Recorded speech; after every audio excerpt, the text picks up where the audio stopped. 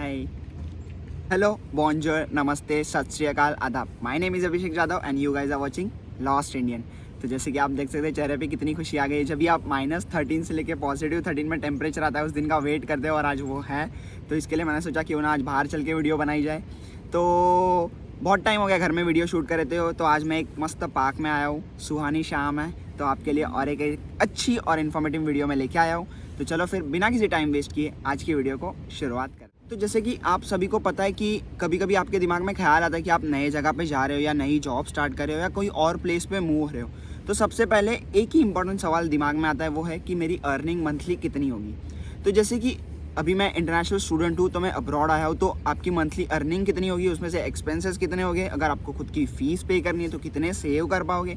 ये सारे दिमाग में बहुत सारे सवाल चलते होते हैं. तो उसके लिए मैंने सोचा क्यों ना आपके लिए एक बहुत डिटेल में वीडियो बनाई जाए. तो अगर आप part time as a student आ रहे हो तो आपकी मंथली अर्निंग कितनी होगी, तो उसके ऊपर मैंने एक ऑलरेडी वीडियो बना दी है. आप डिस्क्रिप्शन में दिए हुए लिंक पर जाके चेक कर सकते हो या फिर मेरे चैनल पर जाके आप चेक कर सकते हो. तो आज मैं बात करने वाला हूँ, अगर आप वर्क परमिट पे आने वाले हो या वर्क परमिट अप्लाई किया है या as a immigrant full time आ रहे हो, जैसे कि पीआर के लिए आ रहे हो या वर्क परमिट के लिए डायरेक्ट अप्लाई करके आ रहे हो, तो आपको अगर फुल टाइम आ रहे हो तो आपकी अर्निंग मंथली कितनी होगी, उसके बारे में आज हम डिटेल में बात करने वाले. चलो फिर वीडियो को शुरुआत करते हैं. तो बिफोर स्टार्टिंग दिस वीडियो मेरे को आपको थोड़ी सी एक इन्फॉर्मेशन देनी है कि जैसे जो चीज़ें आपको नहीं पता है उसके बारे में मेरे को बताना है. अगर आप कनाडा आ रहे हो तो आपको आवरली वेजेस मिलेंगे, जैसे कि आपको मंथली सैलरी नहीं मिलेगी. इसमें अगर आपने 1 घंटा काम किया आपको 1 घंटे के हिसाब से पैसे मिलेंगे. तो बेसिकली हर एक कनाडा में वेरियस प्रोविंस है, तो हर एक प्रोविंस का पे रेट जो है वो अलग अलग है. तो मैं आपको बात करने तो मैं ओंटारियो प्रोविंस की बात करता हूँ. तो जब भी मैं एज अ स्टूडेंट आया था तभी यहाँ पे जो पे रेट चल रहा था, मिनिमम पे रेट वो था $14.25 पर आवर. तो मैंने $14.25 उस पर भी काम किया है. उसके बाद अक्टूबर को इन लोग ने पे रेट रेज कर दिया था बाय 10 सेंट्स, तो मैंने $14.35 पे भी काम किया है.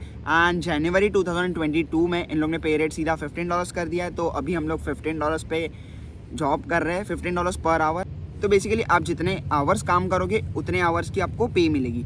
तो मोस्ट ऑफ द इंस्टीट्यूशन में क्या होता है कि आपको 40 आवर्स पर वीक काम करना अलाउड होता है. बेसिकली यहाँ पे लोग क्या करते हैं, 5 डेज 8 आवर्स की शिफ्ट करते हैं या फिर 12 आवर्स की शिफ्ट करके 40 आवर्स कंप्लीट करते हैं एंड बाकी के दिन एंजॉय करते हैं या फिर वीकेंड सेलिब्रेट करने फैमिली के साथ कुछ ना कुछ प्लान बना लेते हैं.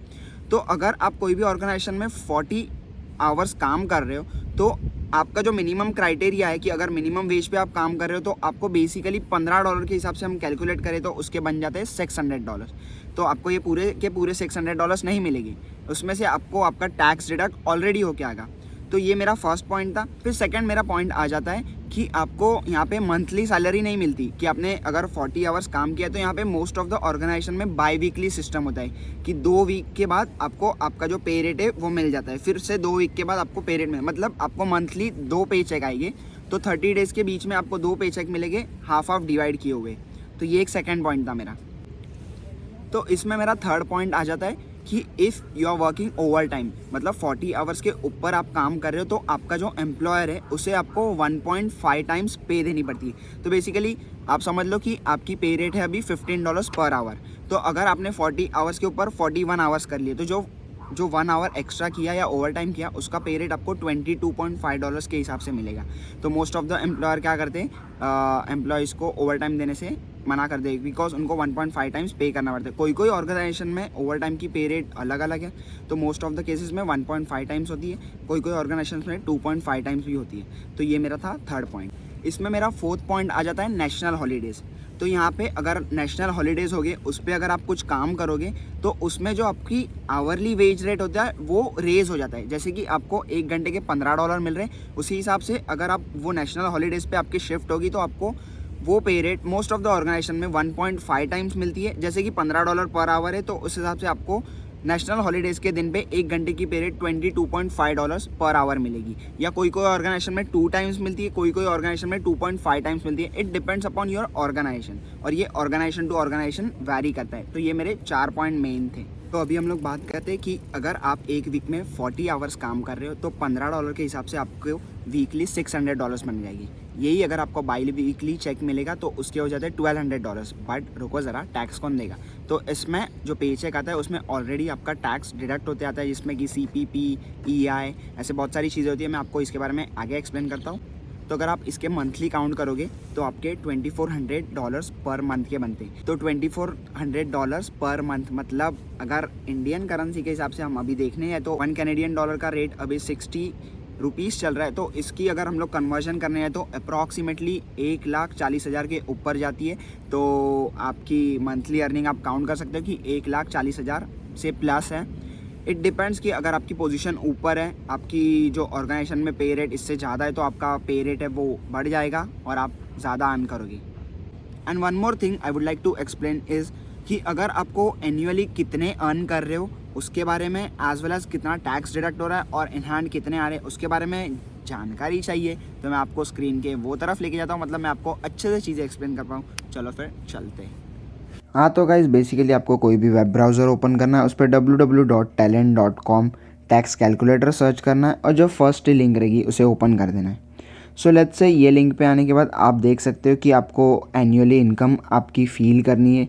लेट्स से अपन 52,000 फ़ील करते हैं और उसमें आने के बाद प्रोविंस चूज़ करने के बाद आपको कैलकुलेट करनी है।